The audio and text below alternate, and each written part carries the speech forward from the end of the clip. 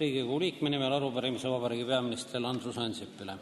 Nagu võisime laupäevasest Postimehest lugeda, on enamik Reformierakonna IRL-i kuuluvaist maavanemaist otsustanud või olnud sunnitud kandideerima kohalike omavalitsuste valimistel neisse omavalitsusorganitesse, kelle tegevuse üle peavad nad vastavalt Vabariigi Valitsuse seadusele teostama ametkondlikku järelevalvet. Meie arvates on siin tegemist selge huvide konfliktiga korruptsioonivastase seaduse paragrahv 25 sisulises tähenduses nii kampaania ajal, aga juhul, kui maavanem osutub valituks ja ei loobu ametist ning ei asu volikokku tööle, siis kogu selle volikogu tööperioodil, kuhu teatud poliitilise jõu liikmed on valituks osutunud näiteks maavanemale antud häälte abil. Mitte juhuslikult pole kohaliku omavalitsuse korralduse seaduses keelustatud maavanema kuulumine kohalikku volikokku ning see keeld on absoluutne. Tema volikogu mandaat tühistub, erinevalt näiteks Riigikogu liikmetest või ministritest, kelle kohaliku omavalitsuse volikogu mandaat peatub tema tegevuse ajaks Riigikogus või valitsuses. Loomulikult on maavanemate kandideerimisel tegemist ka administratiivse ressursi ning lõpuks ka lihtsalt riigiametniku tööaja varjamata kasutamisega erakonna huvides. On tõsiselt kahju, et valitsuskoalitsioon on kunagise väärika maavanema ameti muutnud sisuliselt maakondliku parteikontori pidajaks. Kuna maavanemad on Vabariigi Valitsuse poolt ametisse kinnitatud ametiisikud, siis on meil valitsuse juhile rida küsimusi seoses võimaliku huvide konfliktiga maavanemate kandideerimisel kohaliku omavalitsuse valimistel. Aitäh! Suur tänu!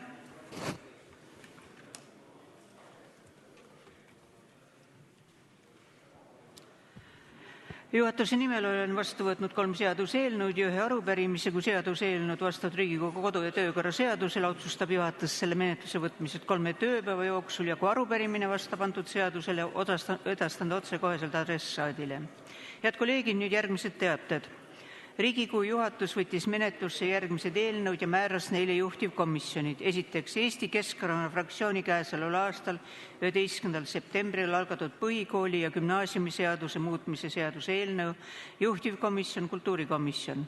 Teiseks, Sotsiaaldemokraatliku Erakonna fraktsiooni käesoleval aastal 11. septembril algatatud õppetoetuste ja õppelaenu seaduse muutmise seaduse eelnõu, juhtivkomisjon kultuurikomisjon. Kolmandaks, Sotsiaaldemokraatliku Erakonna fraktsiooni käesoleval aastal 12. septembril algatatud liiklusseaduse muutmise seaduse eelnõu, juhtivkomisjon majanduskomisjon. Riigikogu juhatus edestas Vabariigi Valitsuse poolt käesoleval aastal 30.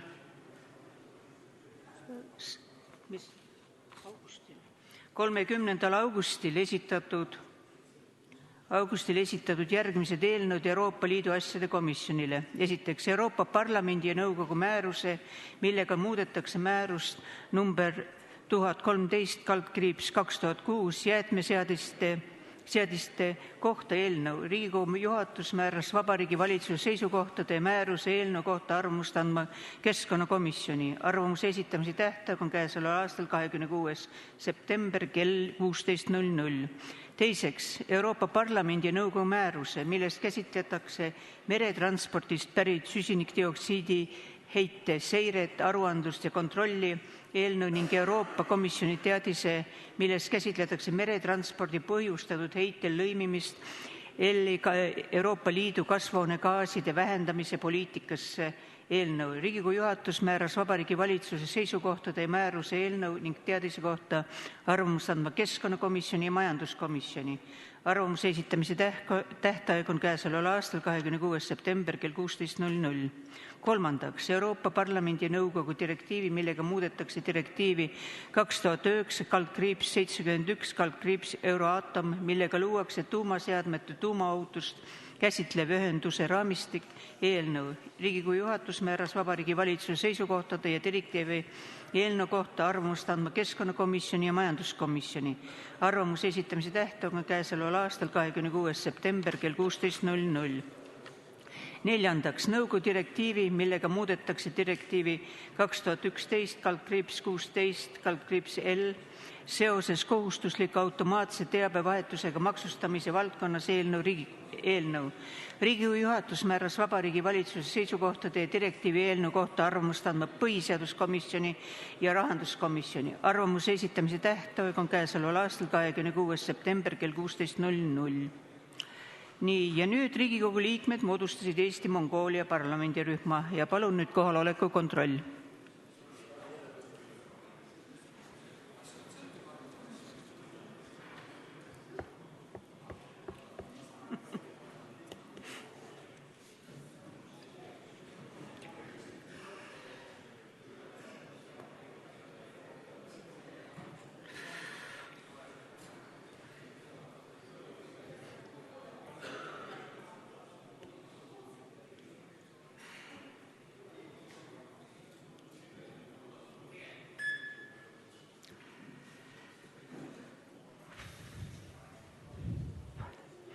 Kohale registreerus 84 Riigikogu liiget, puudub 17.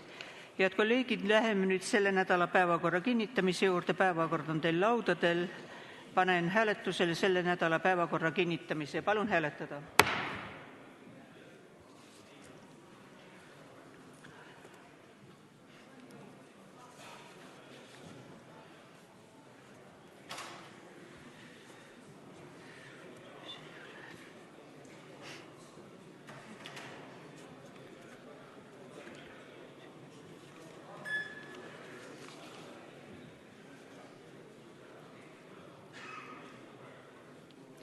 Päevakorra kinnitamise poolt hääletas 81 Riigikogu liiget, vastu erapooletuid ei olnud.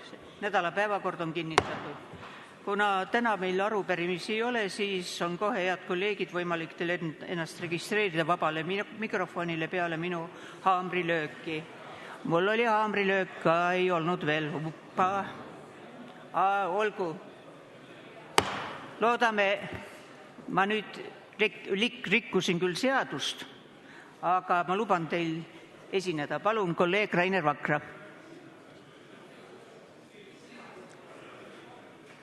Vaba mikrofon. Ma oleks pidanud tühistama kõik.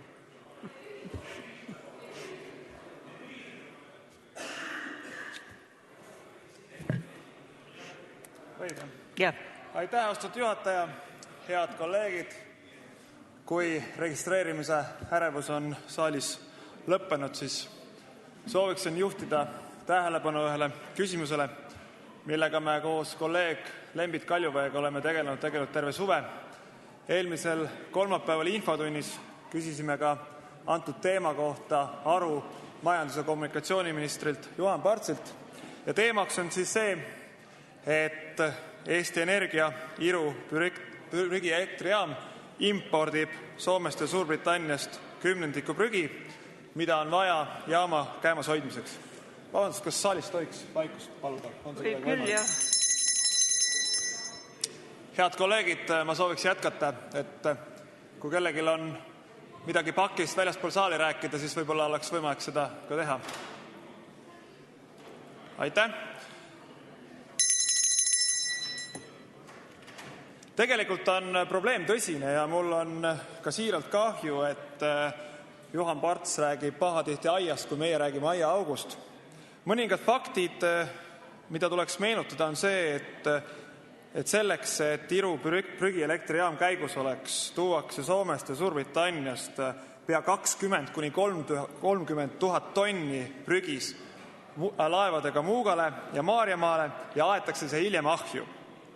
Lihtsalt keskkonnaalase hariduse saanud inimesena ma ütlen, et põhimõtteliselt tähendab see seda, et iga 4. laev tegelikult lihtsalt tühjendatakse Jõelähtme prügilasse, sellepärast et iga tonni kohta, mis Irus prügi põletatakse, tekib 250 grammi tuhka ja 25 kilogrammi ohtlikke jäätmeid. See tegelikult paneb mõtlema ühelt poolt nii keskkonnaalaselt kui teiselt poolt majanduslikult. Miks keskkonnaalaselt? Juhan Parts rõhutab kogu aeg, et head sõbrad, et tegemist on hoopis parema lahendusega, kui seda maha matta näiteks Pääsküla prügimäele või Jõelähtme prügimäele või kuhu iganes. Loomulikult, aga räägime asjast, et kui ma täna sõidan 10-liitrise mootorimahuga autoga ja homme sõidan 7-liitrisega, siis see tegelikult ei ole veel roheline mõtteviis, et sealt on veel võimalik sõita nii ökoloogiliselt puhtautoga, elektriautoga või mis iganes. Ehk tuleb aru saada sellest, et jäätmete ahju ajamisest on sorteerimise puhul neid võimalik hiljem kasutada 3 kuni 5 korda otstarbekamalt. Ehk kui me täna põletame näiteks plastikpudeleid Iru prügielektrijaamas, siis kui me selle sorteeriksime ja taaskasutaksime, oleks see kasu Eesti riigile ja ka keskkonnale 3 kuni 5 korda suurem. Miks on seda kasulik täna Irus ahju ajada? Põhjus on ju tegelikult hästi lihtne. Eesti Energia enda retoorika on see, et tegemist on koostootmistoetusega, mitte jäätmete põletamise toetusega, aga tegelikkuses maksavad toetuse kinni kõik Eesti elektritarbijad, kellele Eesti Energia poolt esitatud võrguteenuste arvel on lisatud nii-öelda taastuvenergia tasu. Arvutuste kohaselt oleks tegelikult meil igaühel võimalik pea 10 eurot aastas kokku hoida, kui see toetamine lõpetatakse. ja rääkida sellest, et soomlaste või Suurbritannia inimeste prügi põletamine on keskkonnaalaselt mõistlik teguviis, on pehmelt öeldes väär. Teisalt tuleb tekitada ka arutelu selles osas, et kui tõsine üldse on Eesti riigi keskkonnaalane planeerimine. Kui me vaatame seda, et viimastel aastatel, ütleme viimasel 10 aastal, on tohutult palju räägitud vajadusest rajada hirmkalleid europrügilaid Eestisse. Keskkonnaministeeriumi jõuliselt eestvedamisel on ehitatud 5 kallist europrügilat, kaasates sinna nii omavalitsuse kui ka eraettevõtete raha. Täna, kui nüüd hiljem panustati 105 miljonit eurot Iru jäätmete põletamisjaama, kahjuks, ma ütleks tegelikult õnneks, aga jutumärkides kahjuks, europrügilatesse prügi ei jätku ja juba täna on selge, et nendest 5 prügilast 4 võiks sulgeda. Tekib taaskord küsimus, et kui me teeme neid investeeringute otsuseid, kas me tegelikult ka mõtleme seda läbi, miks me seda teeme, mis on tasuvusaeg ja mis saab edasi. Ehk siis põhimõtteliselt need miljonid, küll väga suure osas Euroopa Liidu rahasid, omavalitsuse rahasid kui ka eraettevõtete rahasid, mis panustati prügilate ehitamisse, on tegelikult tuulde visatud ja maha visatud. Ja keskkonna puhul me ei saa rääkida sellest, et kui me teeme täna sammu paremini väga hästi, kui me kõik tegelikult saame aru, et oleks võimalik teha ka 3, 4, 5 sammu, et asi oleks ülihästi. Aitäh teile! Aitäh, kolleeg Rainer Vakra. Palun nüüd kõnepulti kolleeg Mihhail Stalnuhhin.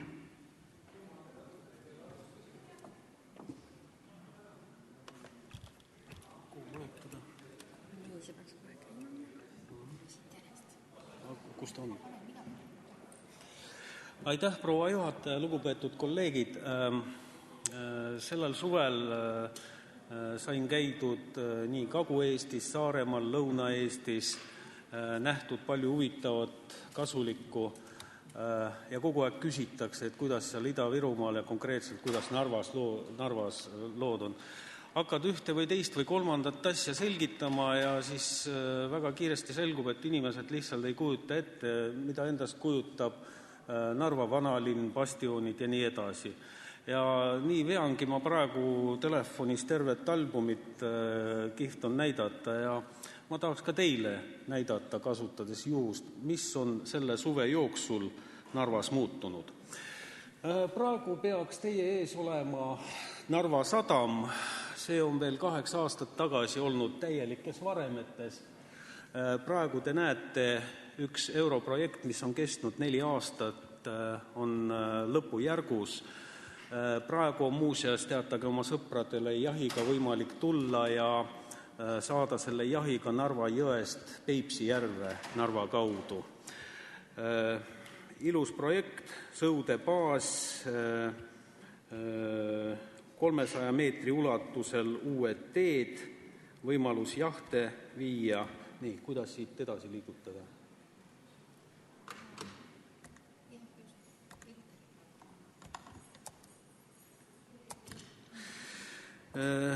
Sellel aastal on tehtud mitme kooli üsna suures ulatuses mitme kooli remont. See on Vanalinna gümnaasium, mis sai täielikult uue fassaadi linna rahaga, ta on seest korda tehtud. See on humanitaargümnaasium, täpselt nagu veel 4 kooli Narva linnas, kaasaegne uus fassaad.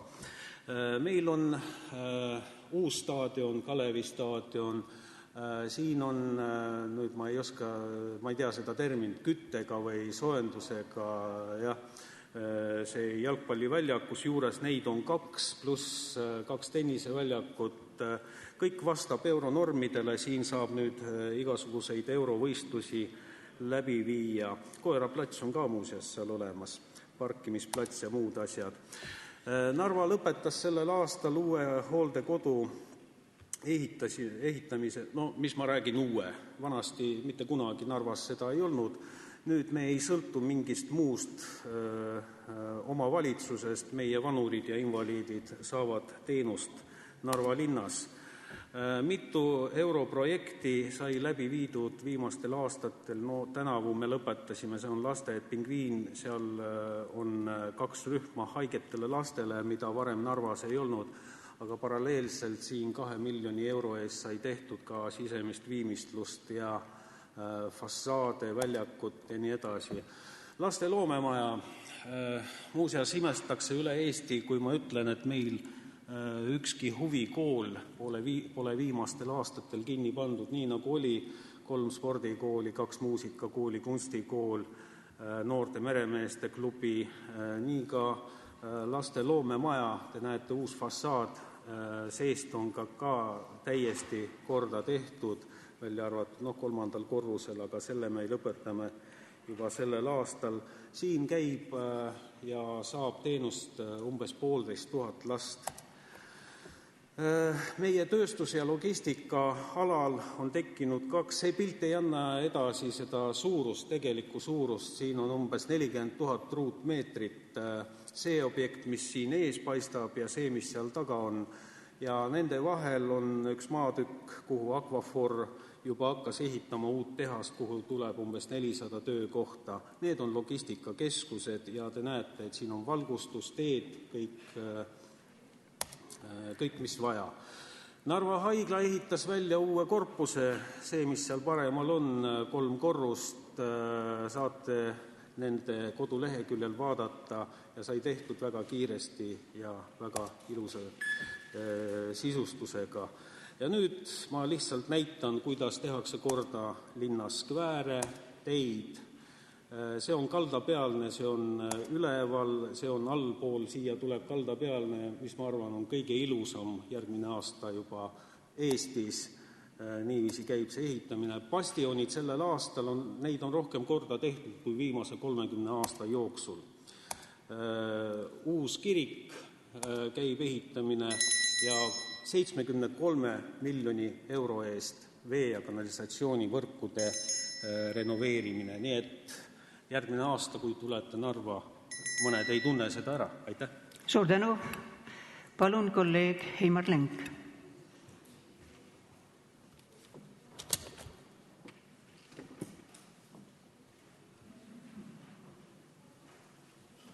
Aitäh sõnaõigused. Mitu minutit on olnud? 5, mitte rohkem. Aha. Head kolleegid, mul on teile üks viktoriini küsimus.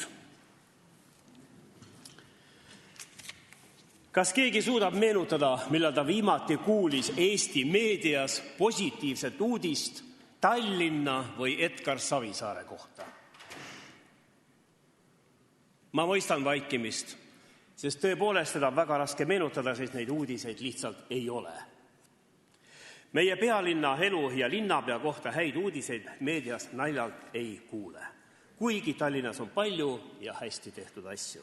Isegi tasuta transport, mis on tekitanud tohutu huvi maailmas, ei ole ikkagi nii meie ajakirjanduse arvates, nagu ta peaks olema. Rahvusringhääling tegutseb meil hoopis omaenda reeglite järgi, arvestamata mingisuguseid seadusi. Tema lihtsalt ei anna uudist edasi, kui see näiteks Rahvusringhäälingu juhtidele meelepärane pole. Seal on sise- ja ajakirjanike enesetsensuur vist ikka õige tugev. Tihtipeale mõni Tallinna või Keskerakonna uudis lendab otse prügikasti, kui on tarvis. Näited on palju ja ma toon teile ühe värskema. Laupäeval 14. septembril peeti Põlvas Maarahva kongressi, juba 6. Suur sündmus, kohal president Rüütel, regionaalminister Siim Valmar Kiisler, Europarlamendi külalised ja kohal suur hulk tuntud põllumehi.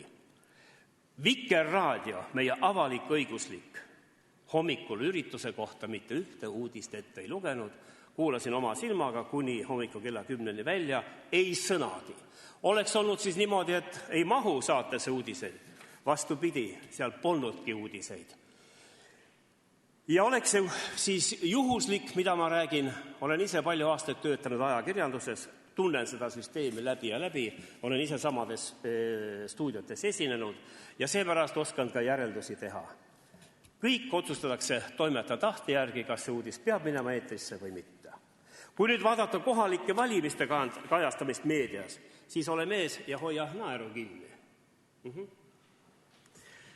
Plakatite võrdlemisest ja kandidaatide elukoha uurimisest pole Eesti meedia kaugemale jõudnud. Ideedest ja maailmavaatest pole juttu olnudki. Ja ma pole üksi oma mõtetega, ma toon näite. Kaua kestab meie valimistel võitlus Edgar Savisaare mitte ideede ümber? Nii küsis eile üks interneti suur portaal. Ja vastas reformierakondlane, üks kiidetum poliittehnoloog meil Eestis, Rain Rosimannus. Ja siis küsimusele, kaua kestab meie valimistel võitlus Edgar Savisaare mitte ideede ümber, vastas Rosimannus nii. Naljakas küsimus, ütles Rosimannus. Ise te siin ajakirjanikud Tallinnas ajalehe toimetustes endale seda sisendate tõe pähe ja siis usinalt taas toodate Savisaar ees ja Savisaar taga. Mäetagusel või Kärus on omad probleemid, aga sellest ei räägi, ütleb Rosimannus. Ma tsiteerin edasi, kui meedia viitsiks end mugavast lihtsustatud süsteemist lahti raputada ja tööd tegema hakata, suudaks ta valijateni palju tegelikkusele vastavaid uudiseid tuua.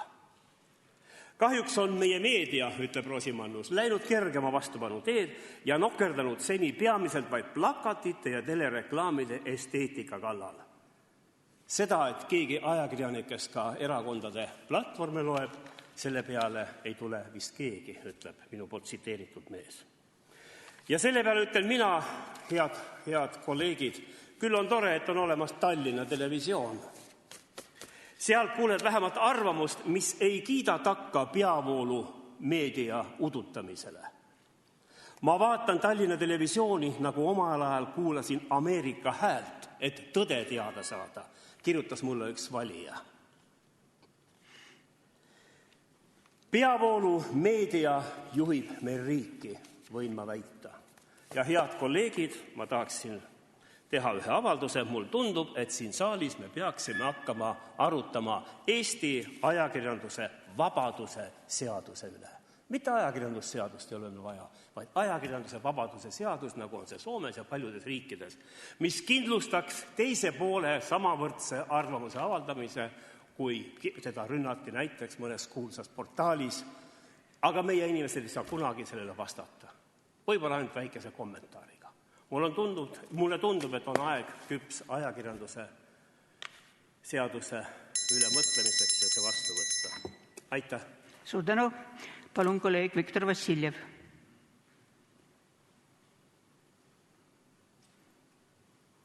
Aitäh, proua juhataja! Head kolleegid! Öeldakse, et kes vana asja meelde tuletab, sel silm pealuust välja ja oodaku siis pool aastat silmaarsti järjekorras silmamuna pihus. Ja vana asi on tänapäeval juba arstide streik.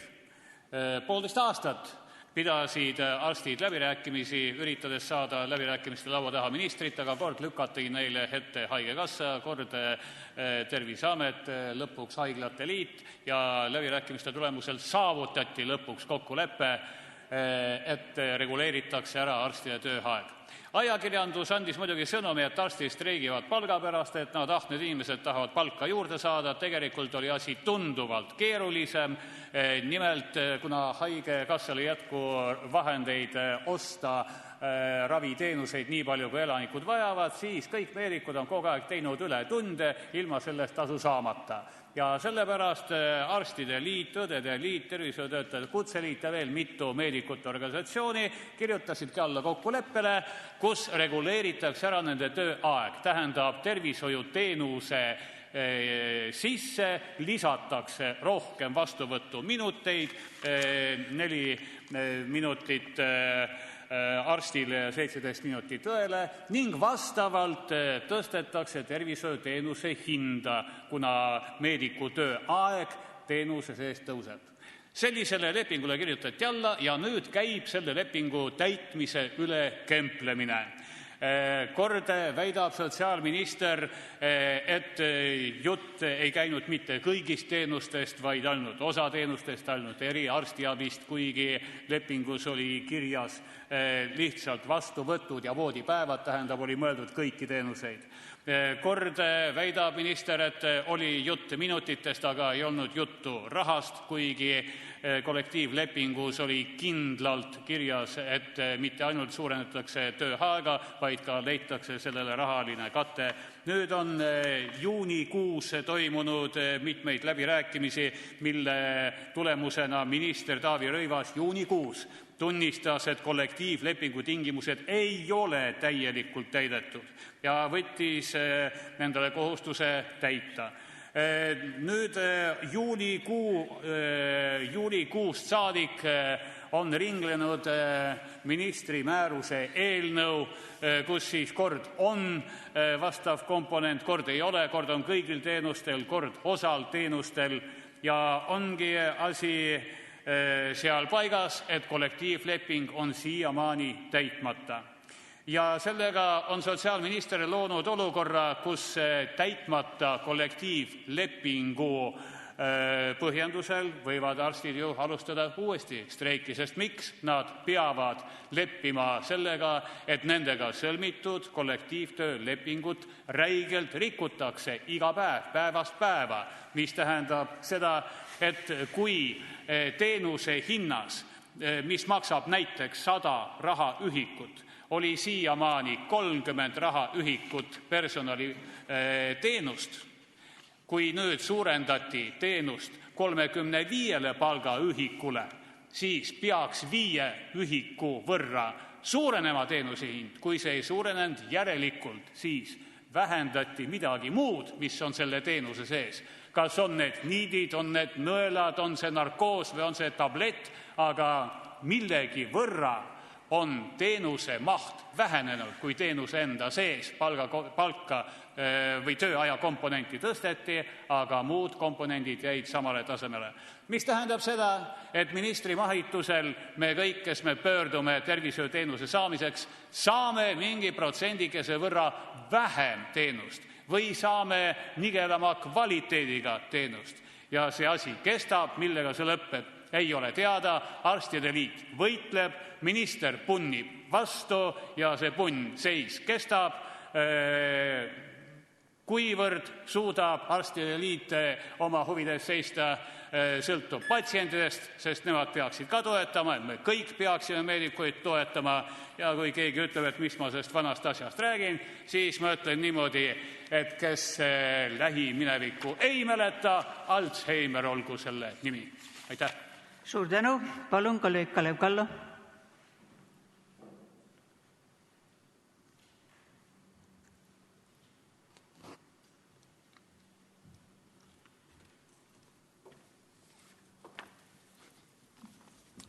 Austatud eesistuja, lugupeetud kolleegid. Minu jaoks kindlasti, aga ka väga paljude jaoks, kes Eesti merenduse käekäigu pärast südant valutavad, oli möödunud nädala üheks tähtsündmuseks kindlasti reedel toimunud järjekorranumbrilt juba 9. rahvusvaheline merenduskonverents 2013. Seekordse konverentsi teema oli paljutähenduslik, kas meri õitseb. Sellel küsimusel on sügav sisu ja üsna mitmetahuline. Kui me ei hooli merekeskkonna kaitsest, hakkab see tõesti õitsema. Kui sellega aga üle pingutame, hääbub meremajandus. Kas on võimalik saavutada tasakaal, et laevad sõidaksid puhtas keskkonnas? Üks toimub teise arvel ja ideaalile on võimalik vaid läheneda. Veidi rohkem kui aasta pärast jõustuvad väävlipiirangud ehk 1. jaanuarist 2015 tohib väljalaskegaasides olla vaid 0,1% vääveloksüüdi. 2016. aastal tulevad lisaks veel lämmastikupiirangud. Selleks tuleb laevadele kas paigutada skraberid, mis püüavad väävli väljaheitgaasidest, või viia laevad üle maagaasikütusele. Mõlemad juhud nõuavad väga suuri ümberehitusi, mis võivad küündida kuni 1/3 laeva hinnast. Mõnel pool on juba alustatud laevade kallihinnalisi ümberehitusi, mida toetavad lipuriigid. Ka Euroopa Komisjoni transpordivolinik Siim Kallas andis oma ettekandes selgelt mõista, et riigiabi on nende ümberehituste puhul võimalik.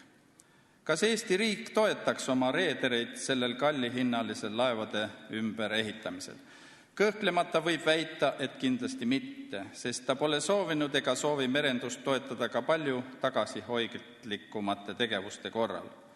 Kuidas siis kujuneb ebavõrdsetes tingimustes laevanduskonkurents? Tõenäoliselt kajastuvad need suured kulutused kaubaveo ja reisijate piletihindade suures tõusus, sest nagu ütles Laevaomanike Liidu president Toivo Ninnas, ei saa laevaomanikud seda kingitust omale jätta. Konverentsi lõpufaasis toimus elav arutelu Eesti merenduspoliitika 2011-2020 teemal. Peamine küsimus oli loomulikult, mis on toimunud ja kuidas on lood merenduspoliitika elluviimisega. Teatavasti oli merenduspoliitika arutelu siin saalis 6. märtsil 1912. aastal. Kahjuks Riigikogu selle osas otsust vastu ei võtnud ja piirdus ainult aruteluga. Arengukava kiideti heaks valitsuse poolt juba 2011. aastal. Juba selle arengukava arutelul ma ütlesin oma sõnavõtus, et nüüd sõltub kõik rakenduskavast. Rakenduskava on see, mille alusel tehakse konkreetseid toiminguid ja kus nähakse ette konkreetsed sammud toimingute finantseerimiseks. Loomulikult kinnitasid koalitsioonipoliitikud, et töö käib ja tehtud juba piisavalt. Ei hakka siin emotsionaalset jura ajama, vaatame faktidele näkku. Arengukava 3. peatükis arengukava elluviimine on kirjas järgmised read.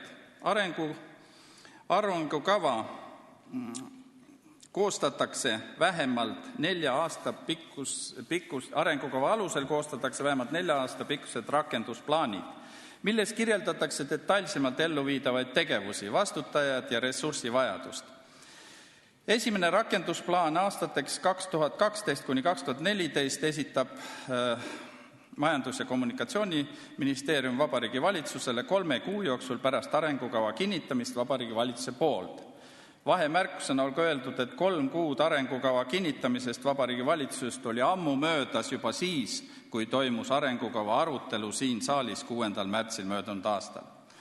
Arutelul selgus nüüd juba sellel konverentsil ministeeriumi esindaja sõnadest, et rakendusplaan on saadetud ministeeriumide vahelise kooskõlastusringile ja toppab mõnda aega Rahandusministeeriumis. Teatavasti pügati ka arengukava Rahandusministeeriumis just vajaliku tegevuste osas kõvasti. Kas rakendusplaan ette nähtud perioodi viimaseks aastaks saab üldse kinnitatud? Täitmisest pole enam üldse mõtet rääkida. Lihtsalt arengukava vastuvõtmine ja selle kinnitamine ei kindlusta mingit arengut, kui selles ette nähtud toiminguid ei tehta. Ütlesin juba arutelul, et valitsuse jaoks on ainult üks kõige püham dokument, isegi püham võib-olla kui Koraan moslemitele, see on koalitsioonileping. Kui selles merenduse arengut pole, siis seda ka ei tule, sõltumata ükskõik millistest arengukavadest. Aitäh! Aitäh! Palun kolleeg Yana Toom.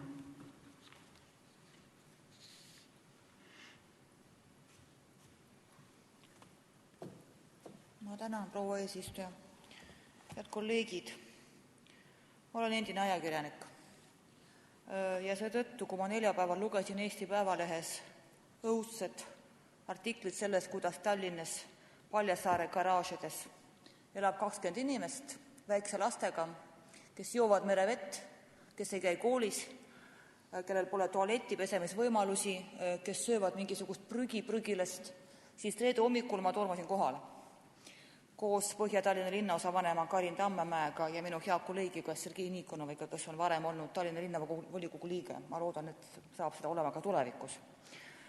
Oli küll väga imelik, et ma ei leidnud seal kedagi nendest inimestest, kelle suured pildid kaunistasid Põhja-Tallinna linnaosa veel hiljuti. Et minu arusaamist järgi peaksid need olema kohal.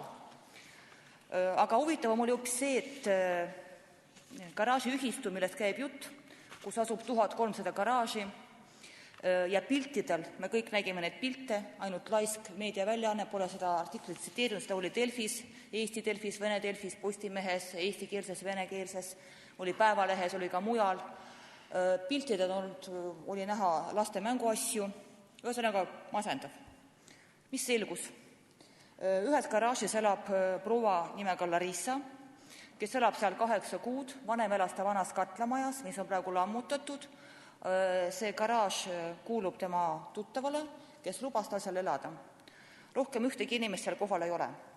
Artiklis lugesin ma välja seda, et sellel alal on mehitatud valve, koerad, et jäi selline mulje, nagu need kodutud oleks loonud seal endale mingisuguse sellise riigi, milles nad elavad, iseennast valvavad ja nii edasi. Ei vasta tõele.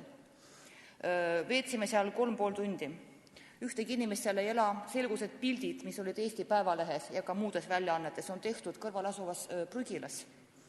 Ajakirjanik või piltnik või kes see oli, ei hakka näpuga näitama, meelega tõi välja need mänguasjad, pildistas neid ja sõnum, mis jäi kõlama meedias, ja see oli väga selline imelik, et keegi ei vaevanud ennast seda kontrollima, oli see, et Tallinna linnas elavad lapsed, kes elavad ebainimlikes tingimustes, vaadake, siin on mänguasjad ja praegu ma lihtsalt tegin lahti huvi pärast selle Delfi reportaaži, kus juba see algne sõnum on ära kadunud ja lihtsalt pealkiri on selline, vaata, millistes tingimustes elavad inimesed Paljassaare garaažides. Edasi on jälle pildid nendest garaažidest, ühtegi inimest ei ole, ainuke, kes on kohal seesama Larissa, selle Larissa minu silmi all pandi autosse ja viidi sotsiaalkorterisse, mida talle olid nõus kohe praegu pakkuma, siis ta ütles, et ta mõtleb natuke selle üle, kas ta veel tahab sinna minna ja tuli tagasi nendesse garaažidesse. Mida ma tahan sellega öelda? Ma ei saa aru, mis toimub selle erialaga, mida ma olen pidanud 18 aastat. Ma ei saa aru, miks artikli autor, kellele ma helistasin 7 korda, ei võtnud toru vastu. Ma ei saa aru ka seda, miks 5 meediaväljaannet tsiteerivad sellist asja ja ei vaeva ennast sellega, et asja kontrollida. Aga veel kord küsin ka seda, et miks kõik need inimesed, kes praegu tahavad Tallinna linna ilusamaks, paremaks, korruptsioonivabaks, inimlikumaks muuta, ei läinud kohale, et aidata need inimesi, kes väidetavalt elavad sellistes tingimustes.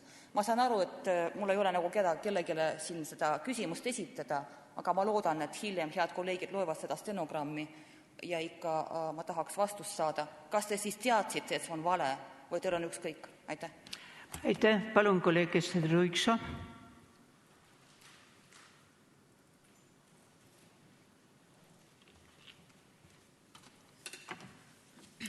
Tänan väga, proua eesistuja.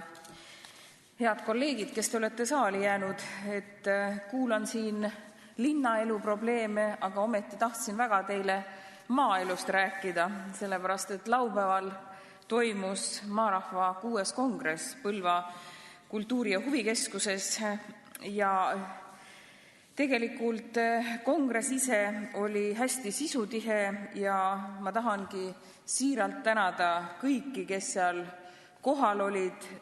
Kongressi kõrghetk alguses oli 218 inimest, lugesin selle saalist ära ja õhtuks tõesti väsiti vist kuulamistest ära või ootasid sügistööd, nii et õhtuks viimases haridusplokis osales juba 780 inimest. No mis teha? Ja siin eriline tänu minu headele kolleegidele, kes võtsid siit saalist osa sellest kongressi ettevalmistamisest, Jüri Ratas, Mailis Reps, Priit Toobal, Jaan Õunapuu, ja ma tahaksin veel tänada eriti meie regionaalministrit.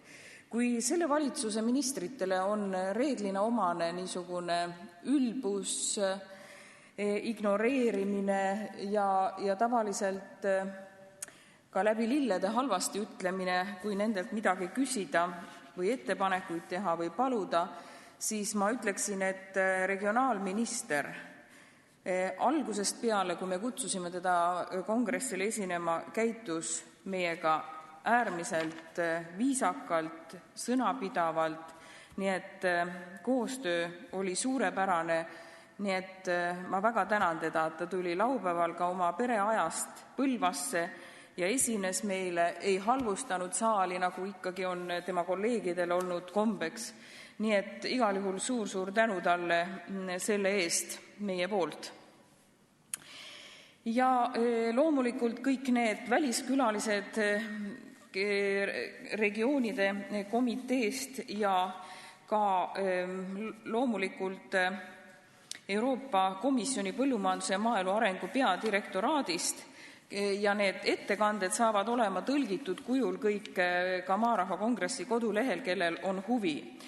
Kui mu kolleegid siin eespool rääkisid praegusest meediakäitumisest, siis paneb tõesti imestama, et me taipasime ära viimasel momendil ka, et tegelikult meedia meie infot ei taha üldse edastada mitte kuskil ja kui ka kongressi kajastusest oli juttu, siis oli huvitav vaadata, kuidas meie Rahvusringhääling näiteks astus spetsialistidest, poliitikutest seal kongressil, kes olid kohale tulnud, kes on oma ala asjatundjad, nagu postist astuti mööda. No hea, et mõnigi intervjuu siiski võeti ja inimesed said sellest midagi teada. Aga ütlen veel kord, et need, kes ka praegu minu juttu siin trehvavad kuulama ja vaatama või siis Maarahva Kongressi koduleheküljel saavad need ettekanded olema tüki aja pärast kõik üleval ja need, et vaadake sealt.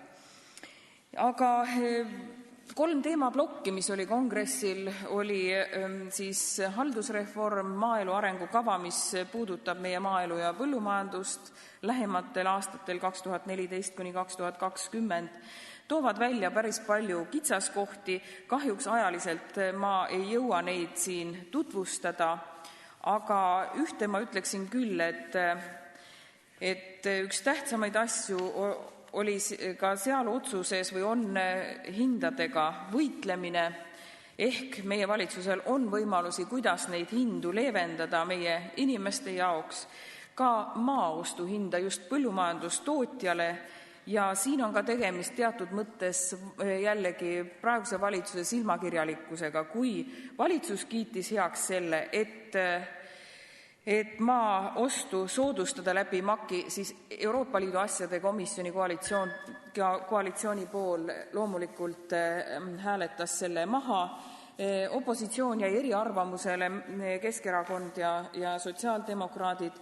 Nii et nii see on, et tegelikult valitsus meie hindade tõusu ei soovigi pidurdada. Aga ma tänan teid tähelepanu eest. Aitäh, palun kolleeg Vladimir Velman.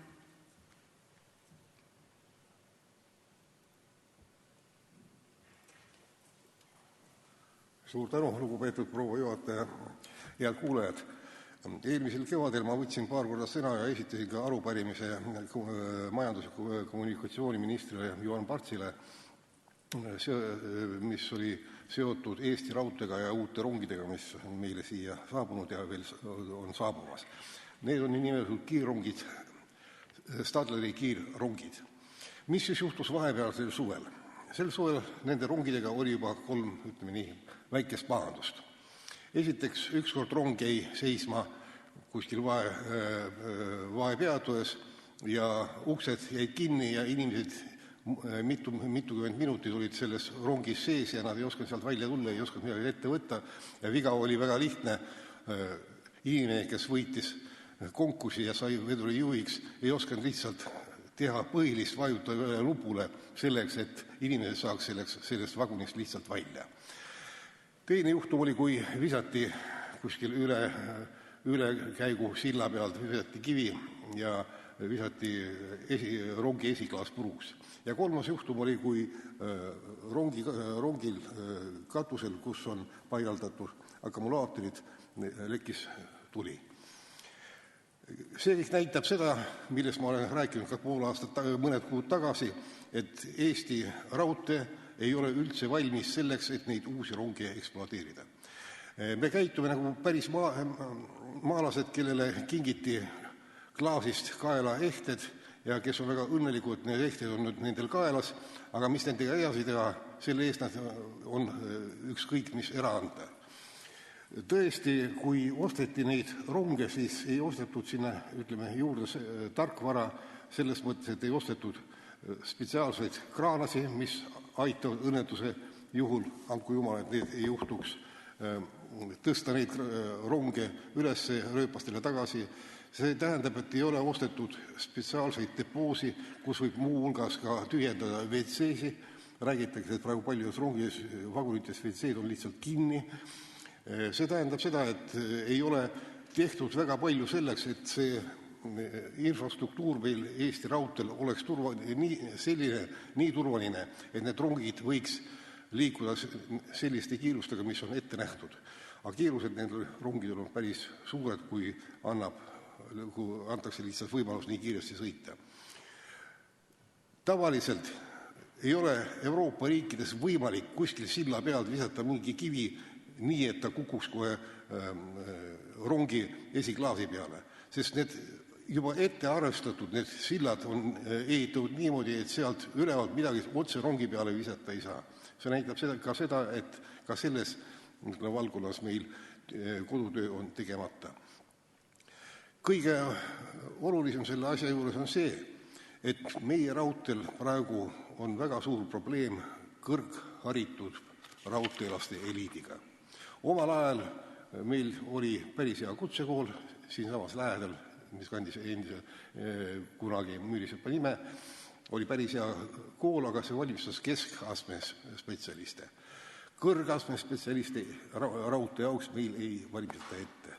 Ja see, et eliit meil lihtsalt valaneb ja see, et raudteed hakkavad juhtima raudtee peal töötama ainult need, kes oskavad sealt lõigata kasumit, see tulevikus võib tuua väga palju pahandusi.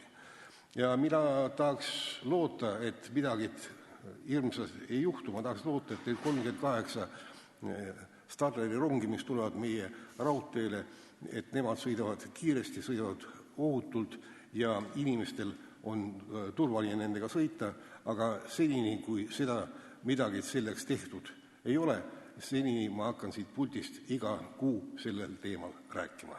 Aitäh! Suur tänu, palun kolleeg Inara Luigas.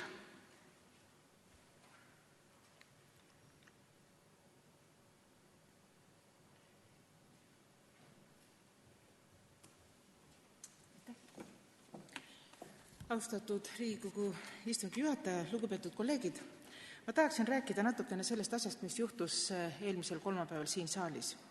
Ja ma võtsin appi sellise raamatu, nagu on Riigikogu kodu- ja töökorra seadus, kommenteeritud väljaanne.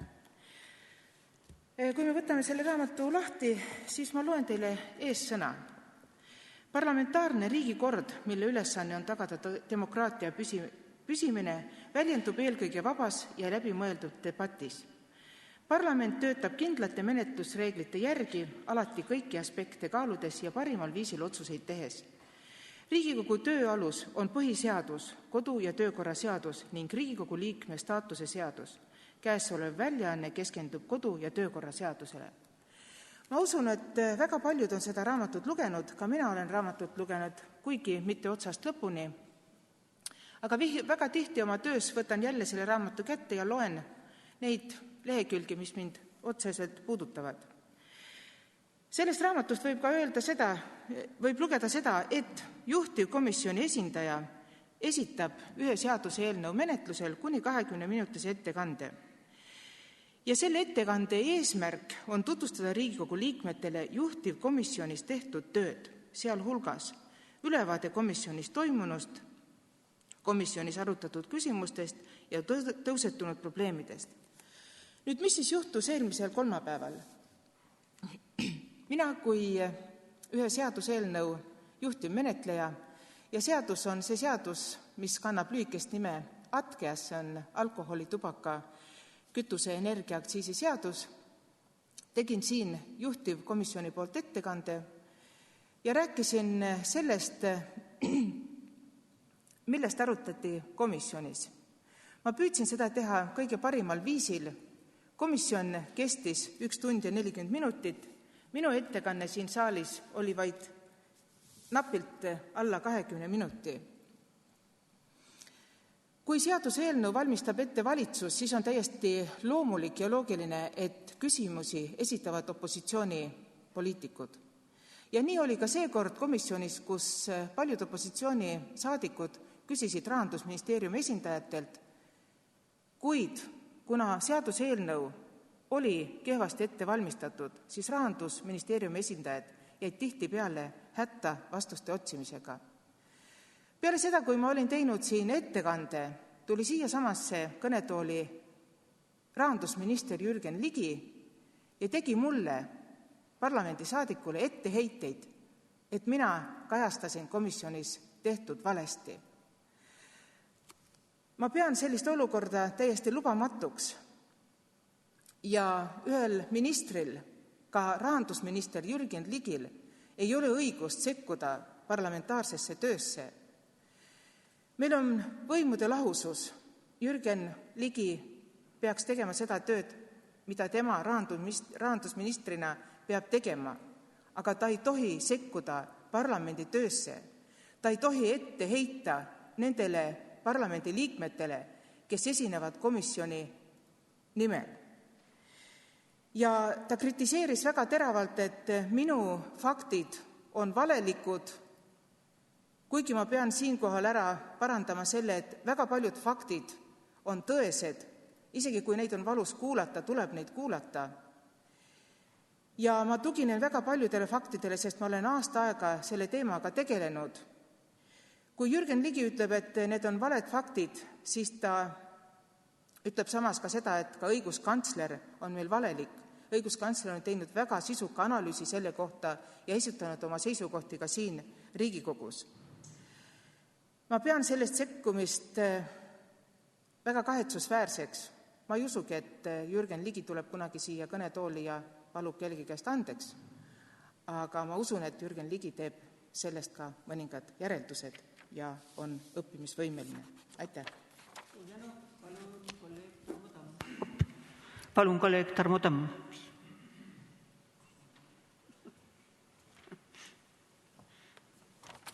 Aitäh, lugupeetud juhataja, head kolleegid. Ma olen väga palju aastaid töötanud kohaliku omavalitsuse ligi 20 aastat ja nüüd, olles Riigikogu põhiseaduskomisjoni liige, siis ma olen tõelises hämmingus. Tuleb välja, et Eesti riigis teatud seadusi võib käsitleda täitsa suvaliselt. Näiteks kohaliku omavalitsuse korralduse seaduse paragrahv 52 ütleb selle kohta, millal on volikogu tegutsemisvõimetus.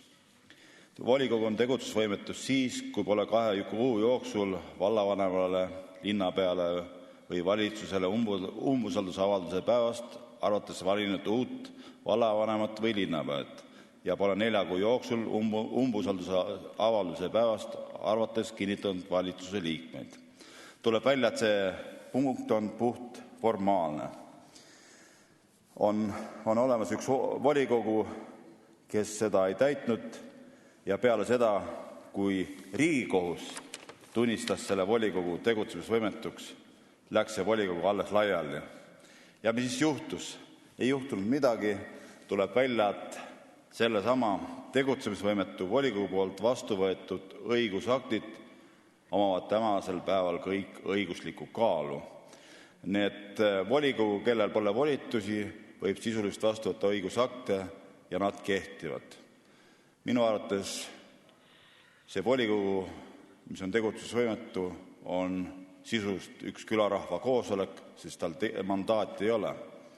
Aga tuleb välja, et see siis nii-öelda külarahva poolt kokku pandud kogu võib võtta vastu väga kaalukaid otsuseid, olgu need siis kas või omavalitsuste liitumine, eelarve või mis tahes, sest tänases õigusruumis tuleb välja, et see seadus ei oma mingit tähtsust.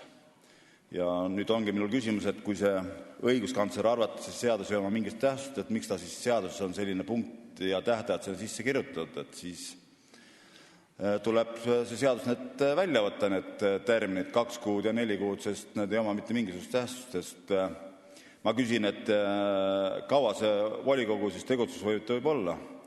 Ma arvan, et maksimaalselt siis 3,5 aastat peale seda näiteks, kui volikogu tuleb kokku, vallavanemale avaldaks umbusaldust ja 4 kuu jooksul nad peaks nagu uue vallavanema ametisse nimetama, siis jääb ju aega veel 3,5 aastat. Nii et tegelikult järgides nüüd seda tõlgendust, siis võiks öelda, et volikogu tegutsemisvõimetu volikogu võib 3,5 aasta jooksul võtta vastu õigusakte, mis tänasel päeval peaks olema siis nagu kõik kehtivad. Ma toon siia kõrvale nagu ühe näite, et kui seda nüüd paralleeli edasi arendada, et näiteks ma olen saanud endale autojuhiload ja juhtumisi ma kiiruseületuse pärast need load võetakse mul ära, ma kaotan need load või midagi taolist, siis ma küsin, et aga miks ma ei võiks edasi sõita, sest mul ju load olid olemas. Et mis siin nagu erinevust on?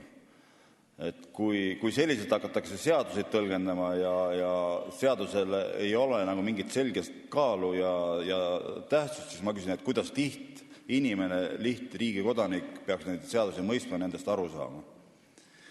Ja kindlasti minu kui Riigikogu liikme kohustus on siis võtta välja kohaliku omavalitsuse korralduse seadus, püüda siis sisse viia need muudatused, mis tänasel päeval ei kehti ja ma arvan, et me saame siis edasi minna, aga selliselt, kui need seadused kehtivad valikuliselt ja neid on võimalik tõlgendada valikuliselt, siis ma arvan, et ei ole eriti nagu õigustiigile vist kohane. Ja minu jaoks igatahes suur üllatus, et lihtne asi ära lahendada kusagil õiguskantsleri büroos, tuleks iga küsimusele selguse saamiseks pöörduda kohtu poole. Ja kohtud on niigi ülekoormatud ja kas siis iga kodanik, kelle õigusi on riivatud, peaks siis kindlasti kohtu poole pöörduma või saaks need asjad tulevikus lihtsamalt ära lahendada. Ma loodan, et neid asju on võimalik ka lihtsamalt ära lahendada ja riigi poolt ellu kutsutud põhiseaduslikud institutsioonid lahendavad need asjad tulevikus ära. Aitäh! Aitäh ja palun Helmen Kütt.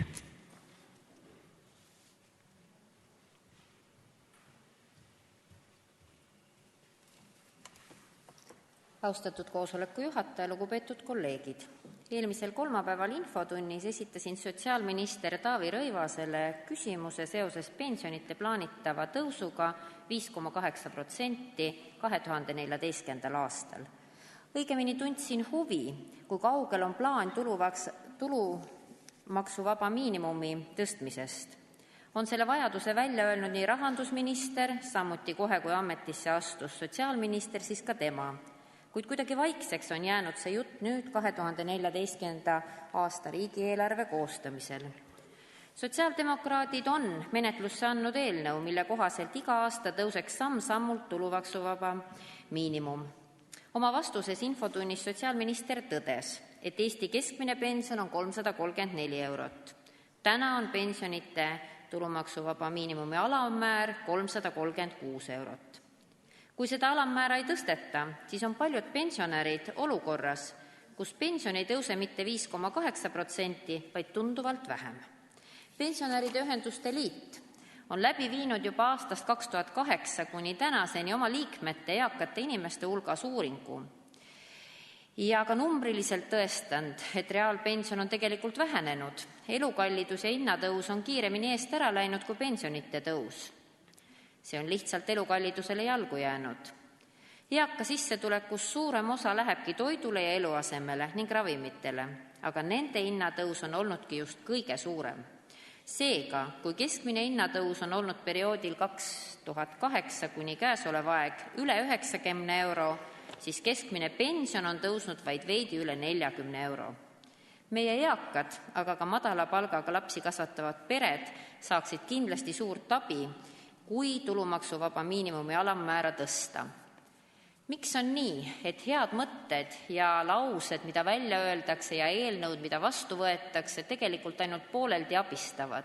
Näiteks nagu vajaduspõhine peretoetus, vajaduspõhine õppetoetus, pensionitõus, ilusad laused, aga tulu nendest tuleb välja, et mitte nii palju. Aitäh! Aitäh!